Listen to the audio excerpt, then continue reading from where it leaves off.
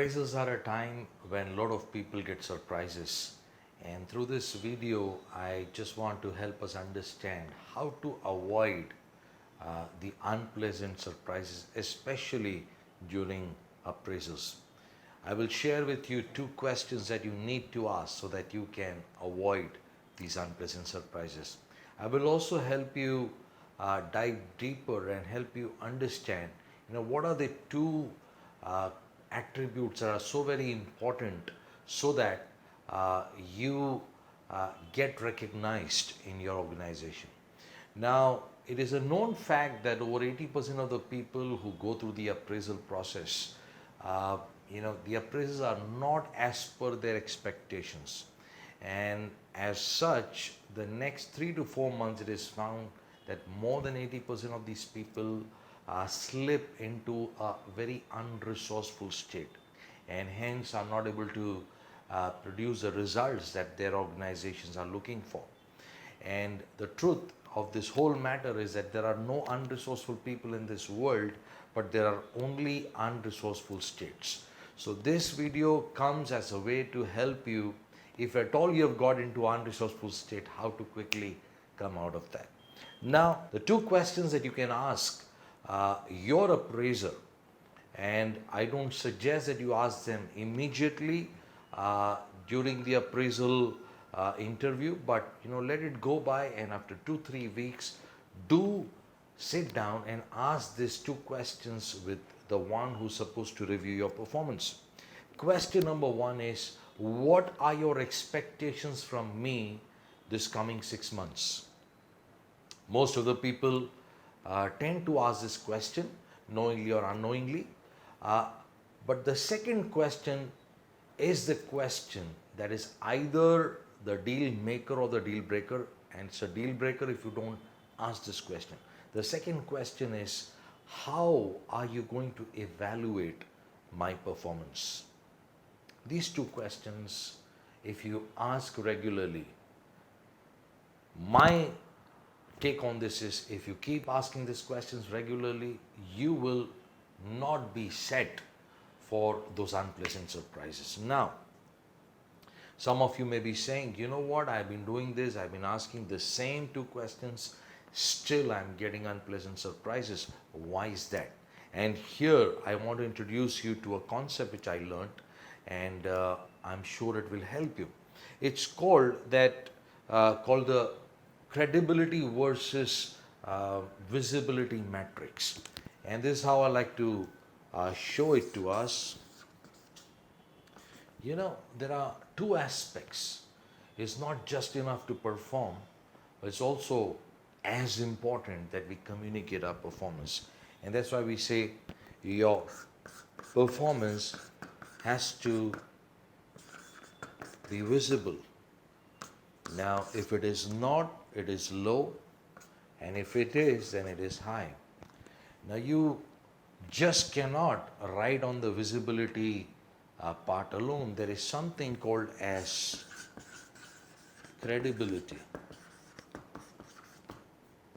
Now, these talk more about the personal standards that you have, the way you do things, the way you cultivate disciplines and standards so that your work bears your stamp. And it's very easy for people to know that, this work has been done by this person, so it will have this kind of quality. Now, what typically happens is, in our journey of life, sometimes we tend to over focus on one of these, and that's where we are not getting the results. Now, let me explain this scenario. What if, you are that person who is high on credibility but low on visibility, which means you are performing, you have delivered, but somehow you are not recognized. Now, this is where you are. The right word to explain who you are is the word you still are a hidden. You're a gem, but you are hidden. Now, I would like to believe that you've been raised on a belief that, I don't need to just keep talking about my performance because actions speak louder than words. Now, that is true, but not completely true. Because if that's your belief that people will recognize my performance and eventually I will move out, then there is another truth that you need to know, and that is perception is reality. Now, I will go a step further and say that perception is not just reality, perception is actually projection. So, which means what is being perceived by people, especially those who are your superiors, tends to get projected. And what gets projected is seen by everyone, right? So, if you're high on credibility but low on visibility, you are a hidden gem, and it's a clear, call for you to work on your visibility. Now, let's look at something very opposite to this, and which is here. There could be people who are high on visibility but low on credibility. Yeah, and I'm sure when I'm explaining this, some people will be coming to your mind. Now, these are typically people who are, called as one hit wonder, or they are, they may attract the label of just being hot air. They say a lot of things, but what they say is not backed up by results. Now, some of the movies that I have seen, I'm reminded, that there was recently a movie which I saw, and that movie grossed over 200 crores, and just the promotions were so fantastic that I was compelled to go with a family. But I tell you, I could not endure that movie for more than 30 minutes. I walked into that movie hall perfectly fine. Within half an hour, I had a splitting headache. And now I was wondering, how did this movie, gather so much of revenues? That's because they really worked on the visibility part. Yeah. Now, there are some movies which have been made maybe 15, 20, 30, 40 years back, but even today you would like to watch them again and again. Why? Because they may not, at the time of the launch, being so visible, but by virtue of people watching and people sharing their experiences, it gained credibility, and it keeps gaining credibility over a period of time. So you are a one-hit wonder if you are just going to focus on the visibility but not on the credibility.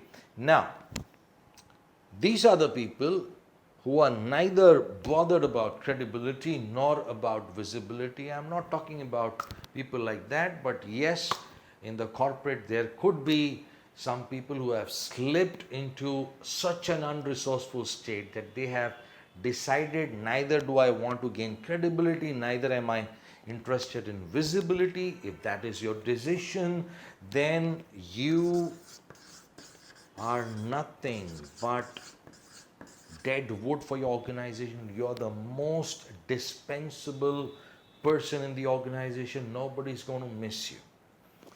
Now, we talk of people who are high on visibility and high on credibility, and this is what we need to aspire to be. If you're here, chances are those surprises will be very few, if at all they are. But these are the people who are getting the opportunities. These are the people who are getting seen. These are the people who are getting heard. Because the corporate world is a very small population, and they are called as this is a real deal. Yeah. Whether you are in this organization or whether looking for a change, the world is always looking for the real deal. So my friend, I hope this video and this concept has helped you. And my encouragement to you is that There are no unresourceful people, but only unresourceful states. If you are here, you're in a resourceful state, but if you are in any of the others, uh, then you are not going to get the results that you are destined for. And on an encouraging note, this is what I heard recently, and I completely believe that your current reality is not at all a reflection of your destiny. And so, no matter how the appraisals have been, it's just an opinion of some person. And you don't have to beat yourself down. As long as you keep protecting and building your self worth, you will eventually be the real deal. If you like this video, do share it with those who really need it. And also, do not forget to like or comment. And thank you, and I wish you all the best.